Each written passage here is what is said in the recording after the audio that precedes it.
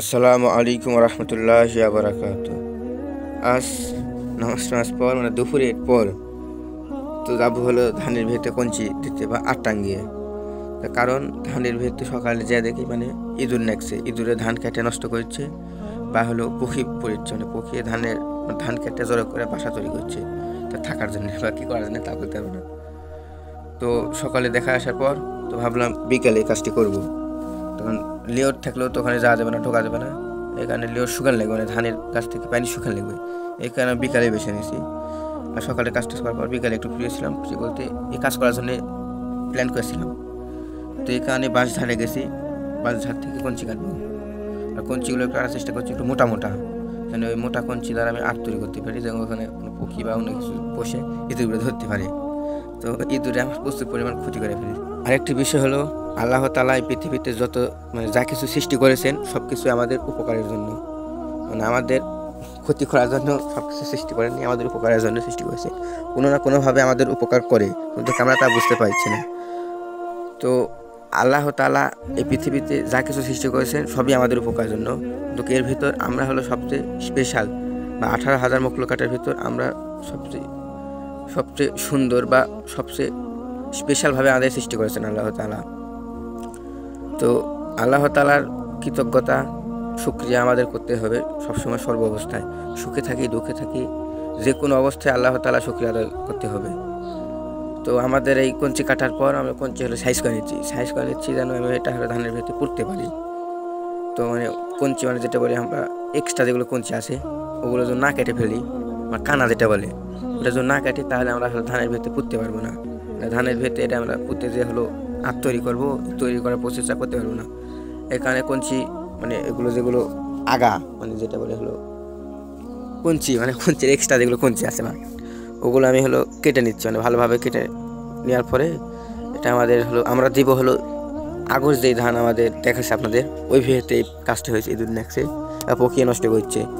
তো ওই ভিড়তে আমাদের পাথরের ভিতর বা বিলের ভিতর সবচেয়ে আগর ধান আমাদের ওটাই। তো ওটা সে এইভাবে এত গজব হচ্ছে আল্লাহ তাআলা তো কোনো কারণবশত বা কোনো কারণে, আর ইঁদুরের হচ্ছে খাওয়া লাগবে, ইঁদুরের আজও না খাটে বা না খায় তারা বেচবে না। তো কোনোভাবে তা আল্লাহ তাআলা ওদের রিজিক ওইভাবে আমাদের জমি থেকে হয়তো রিজিক নির্ধারণ করে দিয়েছে। তো আমি হলো কঞ্চি ওগুলো কাটার পরে কঞ্চি বেঁধে নিচ্ছি, বেঁধে নেওয়ার পরে আমার ভেড়েতে দেবো। তো ভেড়েতে আসার পরে মানে এই ভেড়েতে আমাদের ঢোকা ঠিক হবে না, কারণ মানে যখন ধান ফোলার পরে যেগুলো ধানের ওই আগাতে হলো ফুল থাকে, ওই ফুল যদি ঝোলা পড়ার পরে ওই ভেতরে ঢোকা যায় বা ওই জমিতে কোনো ওষুধ স্প্রে করা যায় বা কোনো কাজ করা যায়, তার আগে ঢুকলে অনেক ক্ষতি হয়। ক্ষতি বলতে হলো যেগুলো ওই ধানের আগাতে হলো ফুল আছে, এই ফুল যদি আগে ঝরে পড়ে যায়, মানে আল্লাহ তাআলা ইচ্ছাই পড়ছে না, তো আমরা তো নষ্ট মানে আমাদের ঝোঁকা নিয়ে বা আমাদের গায়ে ঘিসনাতে পড়ে যাচ্ছে, মানে যেগুলো পড়ে যায় ওগুলো হলো চিটা হওয়ার, মানে ধানের চিটা হয় বা চাউল হয় না যেটা বলে, ওই চিটা হওয়ার সম্ভাবনা 88% প্রায়, মানে এত পরিমাণ মানে নষ্ট হয়ে যায়। এই কারণে এখানে আমাদের ঢোকা ঠিক হবে না, কিন্তু আমাদের বাধ্যতামূলক ঢোকা রয়েছে। বাধ্যতামূলক বলতে কারণ আমরা যদি এখানে যদি মানে যেটা করছি সেটা যদি না দিই তাহলে আমাদের হয়তো মনে হয় ধান বাসা পর্যন্ত যাবে না, মানে এত পরিমাণ কাটছে। দেখেন আপনাদের দেখানোর চেষ্টা করবো যে কী পরিমাণ কাটছে।